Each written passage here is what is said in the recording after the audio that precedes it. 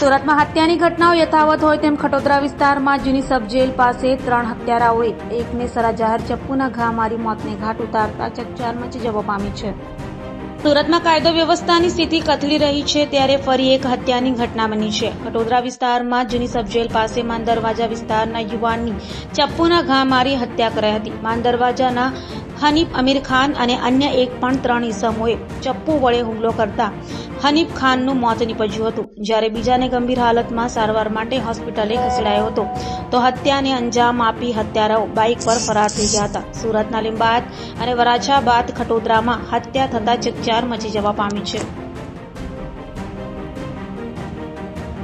शाहरुख शाहरुख कल क्या हुआ, किस तरीके से किसने हत्या की?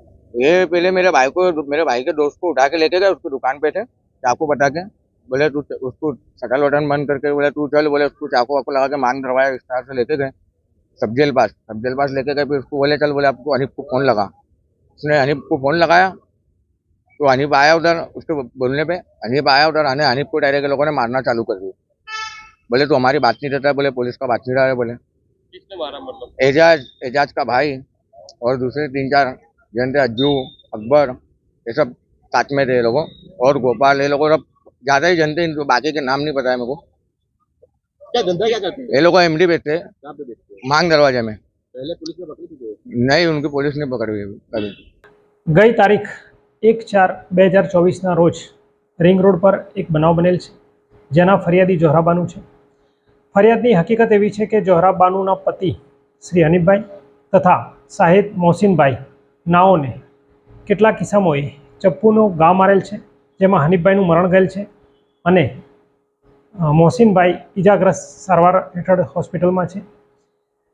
બનાવની સંપૂર્ણ વિગત જોતા એવી છે કે એઝાઝ ખંજરી અને અજ્જુ ખંજરી તથા આબિદ નાઓએ આ હનીફ તથા મોહસિનને પોલીસને બાતમી આપે છે તેવી શંકા આધારે સમાધાન માટે બોલાવેલ અને ત્યારબાદ ઝઘડો ઉગ્ર થતાં આ લોકોએ મોહસિનને પણ મારવાનો પ્રયત્ન કરેલ અને મોહસિન પડી જતા હનીફનો પીછો કરી ચપ્પુના ઘા મારી હનીફને ગંભીર ઇજા કરી મૃત્યુ નિપજાવેલ છે। જે બાબતે 3 આરોપીઓ તથા તેમને સાથ આપનાર અન્ય 3 માણસો વિરુદ્ધ ગુનો દાખલ કરવામાં આવેલ છે। મોહસિન સારવાર હેઠળ છે, હનીફ મરણ ગયેલ છે અને સદર તપાસ ખટોદરા પોલીસ સ્ટેશનના પોલીસ ઇન્સ્પેક્ટર શ્રી આઈ.એમ. હુદરનાઓ ચલાવી રહેલ છે અને બાકીના આરોપીઓને શોધી કાઢવાની કાર્યવાહી ખટોદરા પોલીસ કરી રહેલ છે। સર, જે હત્યા કરનારા છે એ કોઈ પેડલર છે એમડી ડ્રગ્સની? જી, મૂળ પોલીસને હકીકત આપવાની જે વાત છે તે એમડી ડ્રગ્સની હકીકત આપે છે તેવી શંકા રાખી છે। ખરેખર તેઓ બંધાણીને ચર્ચી હોય, અવારનવાર પોલીસ તેમને ચેક કરતી હોય છે, એમાં બાતમી આપવા જેવી હકીકત હજુ સુધી ધ્યાને નથી આવી, પરંતુ ઇન્વેસ્ટિગેશન ચાલુ છે અને જે પણ ઇન્વેસ્ટિગેશનમાં પુરાવો મળશે તે વિરુદ્ધ કાયદેસરની કાર્યવાહી કરવામાં આવનાર છે।